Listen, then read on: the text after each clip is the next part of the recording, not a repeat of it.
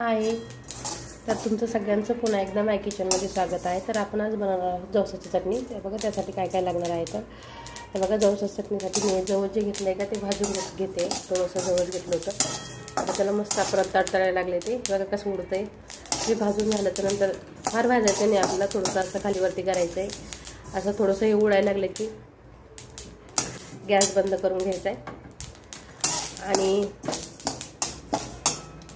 आता मी हे मिक्सरमध्ये काढणार आहे थोडं थंड झाल्याच्या नंतर।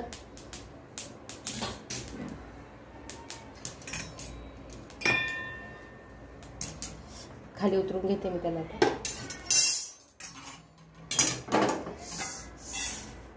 हे बघा,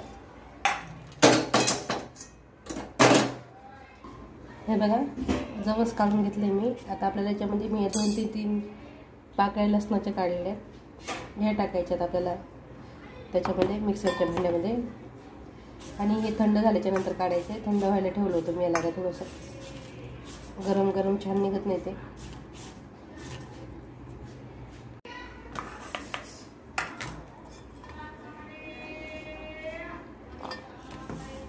आता मी मिक्सरमध्ये घालून घेते।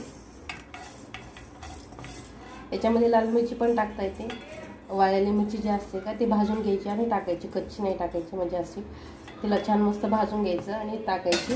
आता याच्यामध्ये मी 2 ते 3 लसणाच्या पाकळ्या टाकलेल्या आहेत। आता याच्यामध्ये मी लाल तिखट टाकणार आहे। बघा आपल्याला हवे तेवढं टाकायचं, तिखट असते तर अजूनच छान लागते चटणी खायला।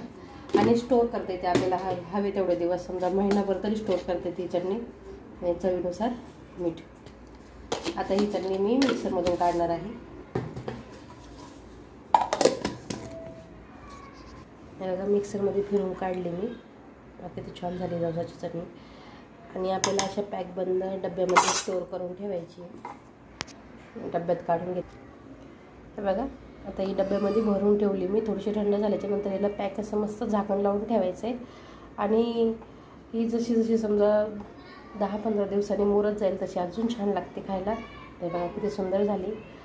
जर जवसाची चटणी आवडली असेल तर लाईक आणि सबस्क्राईब करायला विसरू नका। आणि तुम्हाला तिखट हवं आहे तेवढं टाकू शकता तुम्ही, कारण असं काही प्रमाण नाही आहे। जास्त तिखट टाकल्यावर अजूनच छान लागते चटणी खायला। चला बाय, आवडली असेल तर लाईक करा आणि सबस्क्राईब करा।